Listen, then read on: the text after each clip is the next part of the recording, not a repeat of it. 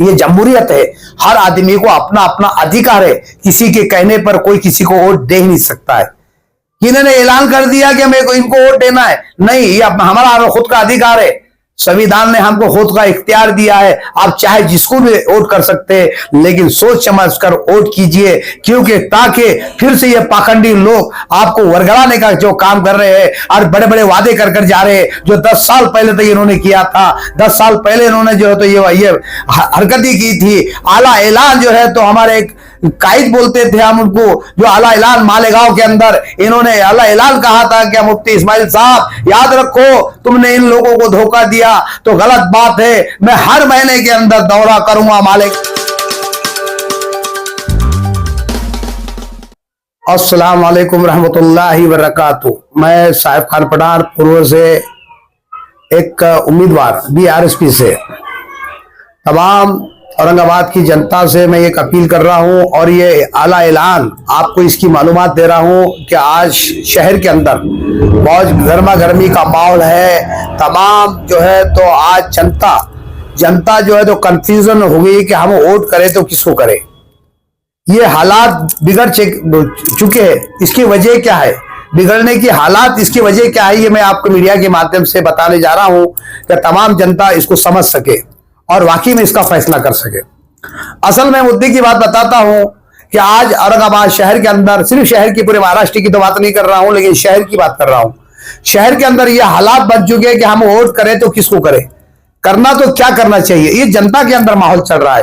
तो इसका बुनियादी कारण कौन है और क्या है और इसके पीछे राज क्या है, अब मैं जनता से पूछना चाहता हूं और तमाम उलमा इकराम से, क्या आप एक गरीब की ताहीद कर सकते थे, एक गरीब की भी ताहीद कर सकते थे, फिर आपने ऐसा क्यों नहीं किया? क्या गरीब पैसे वाला नहीं है? क्या पैसे, उसके पास पैसे नहीं इसलिए ताहीद नहीं करे? आप सिर्फ आमिर लोगों की ताहीद करते हो, जैसा अकबर इलाही के दौर के अंदर हुआ था कि अकबर की ताहीद कुछ उलमा इकराम करते थे। हाँ, जब उनको जो मजबूरन जो है तो एक नया दिन पैदा करना पड़ा ना, एक दीन इलाही पैदा करना पड़ा, तो इसका कारण था सिर्फ उलमा इकराम एक बादशाह को देखकर जो है तो उनकी ताहीद करने में लग गए थे और कुछ उलमा इकराम जो मोतबर आलिम दीन थे उनके मुखालिफ हुए थे। तो इसकी वजह से आज भी वो दौर आ चुका है, आज वो दौर हो चुका है। क्या उस दौर में भी कुछ उलमा इकराम अकबर इलाही की दौर के अंदर उनकी वाह करने, उनकी हाँ में हाँ मिलाने लग गए थे? फिर अकबर इलाही ने एक नया दिन पैदा किया था, एक नया दिन बनाया और उसको जो है आला ऐलान कर दिया। आज भी वो दौर हुआ। तो आज उलमा इकराम से भी मुझे पूछना है, क्या एक गरीब की ताहीद कर सकते थे आप? कर सकते थे, कोई भी हो, मैं मेरी बात नहीं कर रहा हूं कि मैं बोला मेरी ताहीद करो करके। आप कई टेंटेड गरीब लोग भी खड़े हुए इसके अंदर, तो इसके पीछे क्या राज है? सिर्फ मालदारों के और पैसे वालों की आपने ताहीद की, सिर्फ पैसे वालों की। आप कुछ उलमा इकराम छुप छुप कर उधर के कैंडिडेट मध्यम के कैंडिडेट से मिल रहे, छुप छुप कर ये आला ऐलान सुन रहे होंगे। ये मौलाना जो सुनेंगे वो भी समझ जाएंगे कि वाकई में कौन मिला और कौन से कैंडिडेट से मिला, कौन से कैंडिडेट से मिला, छुप छुप कर मिल रहे। तो इसके पीछे क्या राज है? कैंडिडेट से छुप छुप कर मिल रहे। अल्लाह हिफाजत करे इस बात को। अल्लाह तो चाहता कि वे हिंदुस्तान के अंदर कोई भी मुसलमान अपने उलमाओं के बारे में बदगुमानी ना करे, क्योंकि इनकी आज हरकत देखने को जो मिल रही है तो यह गलत बात है, ये बहुत गलत बात है। तो तमाम तरह तरह के संगठन, कभी किसकी कोई ताहीद करता है, कभी किसकी कोई ताहीद करता है, उसी की ताहीद करते हैं जो पैसे वाले हैं। आप तमाम यहाँ पे जो है इधर के इलाके में कई गरीब तबके के लोग हैं और अच्छी काबिलियत रखने वाले भी लोग हैं और अच्छी सलाहियत यानी गिरोह लेवल में काम करने वाले, 24 घंटे जनता के बीच में रहने वाले, जनता के साथ में काम करने वाले, हर वक्त में उनकी में हर बात पर लब्बैक बोलने वाले, जब भी उनकी मुसीबत में काम करने वाले, तमाम उसके जो है तो हर एतबार से जो है तो यानी मुसलमानों के इसमें रहबरी करने वाले, उनकी हर मुसीबत पे काम करने वाले ऐसे लोग भी पूर्व में मौजूद थे। फिर इन्होंने सिर्फ एक गरीब कैंडिडेट की जो है तो ताहीद ना करते हुए सिर्फ बड़े बड़े दानिश्वर, बड़े बड़े माल के रखने वाले, बड़े बड़े पैसे के रखने वालों की ताहीद की। तो इसके पीछे कालाबाजारी जरूर है, 100% कालाबाजारी इसके अंदर चल रही है। अल्लाह माफ करे अल्लाह पकड़ लेगा, गिरेबान पकड़कर पूछेगा, मैंने आपको रहबर बनाकर भेजा था, आपकी जो है तो यानी मुसलमानों के अंदर आपको रहबर बनाकर भेजा था, लेकिन आपने गलत किया है। कल आपको कयामत के दिन इसका जवाब देना होगा, कल कयामत के दिन आपको जवाब देना होगा। आज इसकी वजह से पूरे हिंदुस्तान के अंदर, उम्मत के अंदर बौखलाई यानी उनके अंदर आज जो तो शर पैदा हो चुका है, सिर्फ आपके गलत रवैये की वजह से। आप कहते बहुत बेहतर अमल है, बहुत बेहतर अमल है जो अल्लाह का हुक्म है, क्या भाई कोई मानने को तैयार नहीं तो कुर्रानंदाजी कर सकते थे आप कुर्रानंदाजी कर सकते थे। ये बेहतर इससे अमल कोई हो नहीं सकता। जब उलमाओं के अंदर बंटवारा हो चुका है, कुछ संगठना इधर से ऐलान कर रही है, कुछ संगठना उधर से ऐलान कर रही है, कुछ संगठना किधर ऐलान कर रही है, सब आपस में बंट गए हैं। कोई इसके अंदर आज उम्मत के अंदर उलमाओं के बारे में बदगुमानी पैदा हो चुकी है। इसकी वजह क्या है?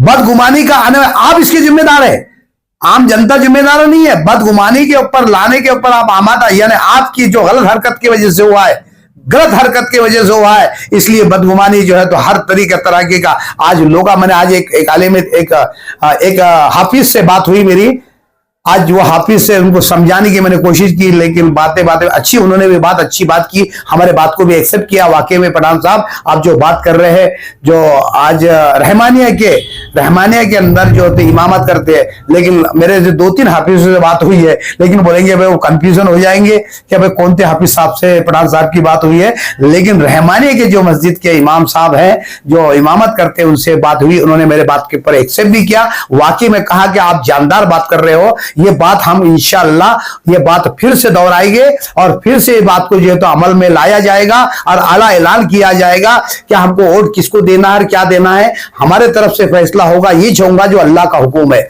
उन्होंने बात को 12 एक्सेप्ट भी किया, आपकी बात वजनदार है और हक है, तो ये बात को उन्होंने एक्सेप्ट भी किया। तो ये तमाम मेरे पूर्व की जनता से हो, मध्य की जनता से हो, पूरे महाराष्ट्र की जनता से हो, जो आज महाराष्ट्र के अंदर इलेक्शन चल रहा है, ये जमहूरियत है, हर आदमी को अपना अपना अधिकार है, किसी के कहने पर कोई किसी को वोट दे ही नहीं सकता है।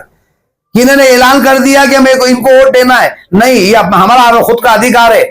संविधान ने हमको खुद का इख्तियार दिया है, आप चाहे जिसको भी वोट कर सकते हैं, लेकिन सोच समझ कर वोट कीजिए, क्योंकि ताकि फिर से ये पाखंडी लोग आपको वरगलाने का जो काम कर रहे हैं और बड़े बड़े वादे कर कर जा रहे हैं, जो 10 साल पहले तक इन्होंने किया था। 10 साल पहले इन्होंने जो है तो ये हरकतें की थी। आला ऐलान जो है तो हमारे एक कायद बोलते थे हम उनको, जो आला ऐलान मालेगांव के अंदर इन्होंने आला ऐलान कहा था कि मुफ्ती इस्माइल साहब याद रखो, तुमने इन लोगों को धोखा दिया तो गलत बात है, मैं हर महीने के अंदर दौरा करूंगा मालेगांव के अंदर, अगर से नहीं आया तो, अगर से आपने काम नहीं किया तो आपकी सख्ती से सख्ती, आपकी कड़ी निंदा हम करेंगे और आपके ऊपर जो तो बिल्कुल इसका ये लिया जाएगा।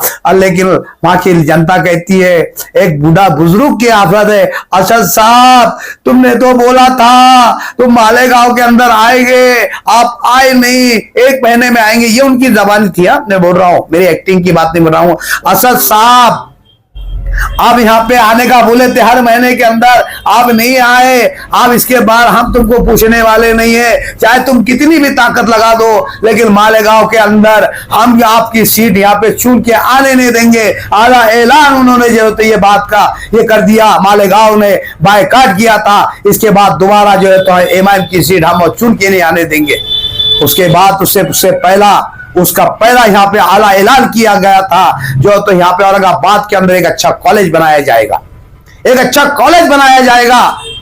लेकिन कॉलेज तो नहीं बना, लेकिन जिसके नाम की पार्टी लगाई गई थी, कुत्तों ने उसके ऊपर पेशाब कर कर कर जा रहे हैं, कई कुत्ते उसके ऊपर पेशाब कर कर जा रहे हैं, जिसके नाम की पार्टी लगाई गई थी। तो ये मक्कारी नहीं तो और क्या है। मेरे औरंगाबाद की जनता, मेरी महाराष्ट्र की जनता, ये आला ऐलान है, ऐसे मक्कार लोगों को इनको घर का रास्ता बताने का वक्त आया है।